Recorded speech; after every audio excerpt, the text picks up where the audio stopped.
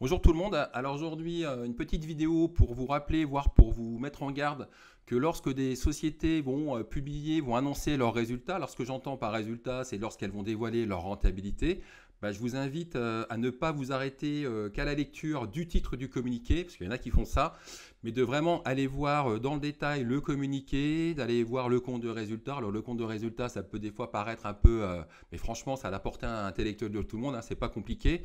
Ça nécessite un peu d'entraînement, un peu de pratique. Après, moi aussi, je suis là pour essayer de vous aider, de vous éclairer, mais voilà, c'est pas vraiment, c'est pas très difficile.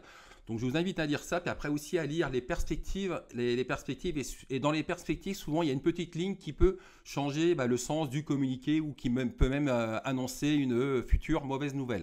Donc voilà, je vous invite vraiment à lire ça. Et si vous faites ça, là, ça peut prendre un peu de temps, mais c'est du temps qui peut vous permettre d'éviter des déconvenus sur certains titres. Je pense par exemple à un titre comme Mastrad qui avait publié ses résultats annuels. Le titre avait bien chuté. Moi, je recevais beaucoup de messages qui me disaient: t'as vu Mastrad, c'est injustifié cette baisse, etc. Je lui dis: mais non, c'est complètement justifié. C'est du communiqué. Regarde-le bien en entier. Ne t'arrête pas au titre. Donc voilà, je vous invite vraiment à regarder les communiqués de près. Et justement, donc j'avais enregistré dans une des newsletters, j'avais justement analysé les résultats de Mastrad. Et justement, c'est un extrait de cette vidéo qui date de octobre, hein, mais qui a toujours du sens dans le sens où voilà, elle expliquait ce qu'il fallait regarder, et ce qu'il fallait, voilà, sur les points sur lesquels il fallait vraiment s'attarder. Donc voilà, je vous invite à regarder cette vidéo. Et puis juste après cette vidéo, je refais un point, je fais un petit update sur le titre Mastrad aujourd'hui qui a perdu, donc depuis la publication de ses résultats annuels, le titre a perdu 60%. Et justement, si on lisait bien le communiqué, tout de suite, on voyait que le titre était survalorisé et que surtout les perspectives étaient pas terribles. Donc voilà, je vous dis à tout à l'heure pour l'update sur Mastrad.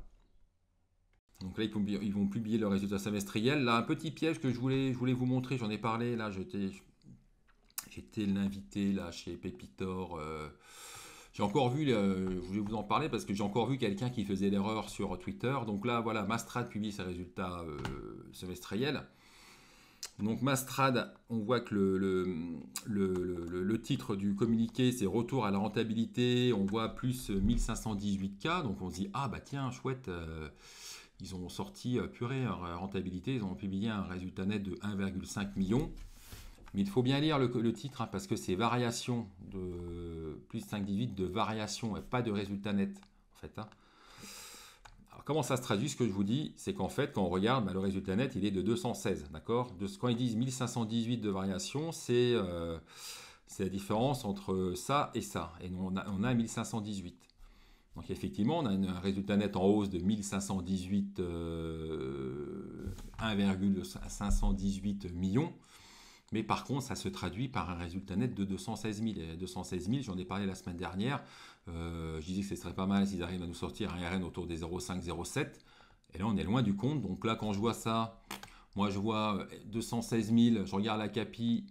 Là, on est sur une valorisation, alors, en termes de PER, je ne vous en parle pas, on est sur peut-être un PER de 4 de 100, quoi, quelque chose comme ça. 12 divisé par 20, ça fait 6.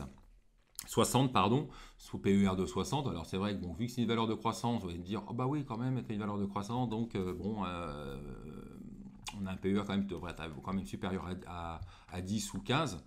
Mais le problème, c'est qu'en plus, quand on regarde les perspectives, c'est pareil, hein, c'est légère croissance du chiffre d'affaires et maintien de la profitabilité à un niveau proche jusqu'au printemps. Donc ça veut dire quoi? C'est-à-dire qu'en fait, la société, c'est une valeur de croissance, et là, finalement, on passe à une légère croissance au premier semestre qui va arriver. Donc non seulement la croissance va fortement ralentir, et donc du coup, ce titre-là n'a vraiment rien à faire sur ces niveaux de valorisation. Donc là, le titre, il a bien flambé. Donc vous voyez des gens qui disaient, oh là là, le titre, il s'abaisse, etc. Ouais, mais non, mais là, le titre est encore trop cher, hein. Il est encore trop cher puisque PER de 50, parce que là, quand je disais, voilà, on était même sur un PER de 80-90 avant la chute du titre. Donc attention, voilà, tout ça pour vous dire, attention au titre, il faut vraiment aller voir au moins le tableau, hein. Je ne demande pas qu'on aille voir le bilan, mais au moins le tableau, parce que des fois dans des titres, hein, on essaie un peu de vous embrouiller. Voilà. Alors après, au niveau du REC, ça c'est un peu quand même, voilà, la marge, on a une marge qui est revenue dans le vert, c'est plutôt pas mal, mais par contre c'est quand même hors de prix. Et puis qu'on ne nous dise pas que c'est une valeur de croissance, qu'on voit que le premier semestre à venir sera en légère croissance et qu'après il y aura une accélération très forte probable.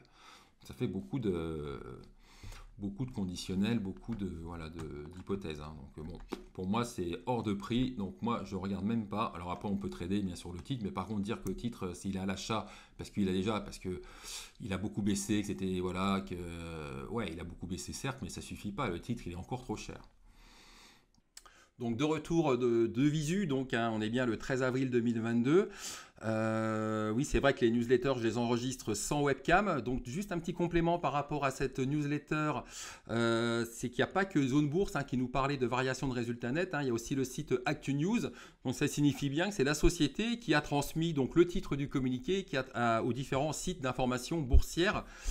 Et donc justement, donc là, je trouve que cette communication, ce titre peut induire en erreur. C'est ce que j'ai vu chez certains petits porteurs. Donc attention, quand vous avez une société qui essaie un peu comme ça de vous induire en erreur ou de vous la faire un peu à l'envers, je vous invite à beaucoup de prudence. Donc voilà, parce que si la société le fait une fois, elle peut le faire d'autres fois. Donc voilà, mais prudence avec... je vous invite vraiment à regarder les communiqués. Et puis donc l'update par rapport à Mastrad. Donc Mastrad avait publié ses résultats annuels à la mi-octobre. Donc depuis, qu'est-ce qu'on a eu de nouveau? Donc on est le 26 janvier, la société a publié son chiffre d'affaires semestriel. Donc c'était pas terrible puisque regardez, en France, le chiffre d'affaires est en baisse de 8,5%. Hors Amérique aussi, il est en hausse de 5%. Bon, ça c'est vraiment sur 0,8 millions, c'est pas terrible. Hors États-Unis, il est en forte baisse et on voit que finalement le chiffre d'affaires global il est en baisse de 20%. Donc on avait une société Mastrad qui a été présentée comme une valeur de croissance et maintenant elle se présente plutôt comme une valeur de décroissance qui affiche un chiffre d'affaires en baisse de 20% et c'est pas bon du tout. Déjà que la société avait du mal à être rentable, à mon avis, un chiffre d'affaires en baisse de 20%, alors c'est vrai que la société souffre de problèmes d'approvisionnement, de pénurie de composants, etc. Lorsqu'une société comme Mastrad qui a déjà du mal à être rentable, là j'ai bien peur que les résultats semestriels à venir soient dans le rouge. Donc ça c'est déjà le premier point. Deuxième point, le bilan donc, qui avait été... généralement il est dévoilé en même temps que les résultats annuels ou quelques jours après. Donc le bilan de Mastrad... Au niveau de la disponibilité, la trésorerie, donc on est sur 386 000 euros de trésorerie, donc c'est pas lourd. Et puis au niveau de la dette, on est sur une dette de 2,7 millions. Donc on a une dette quand même qui est beaucoup plus importante que la trésorerie. Et le capitaux propres, c'est assez light. Donc on voit quand même que la société a une santé financière plus que fragile, surtout en plus si elle s'apprête à publier des résultats semestriels en perte. Donc là, c'est pas bon du tout d'un point de vue fondamental, selon mes critères. Après, voilà, vous êtes libre d'acheter le titre, de dire que c'est une pépite, vous faites ce que vous voulez. Après, d'un point de vue donc technique,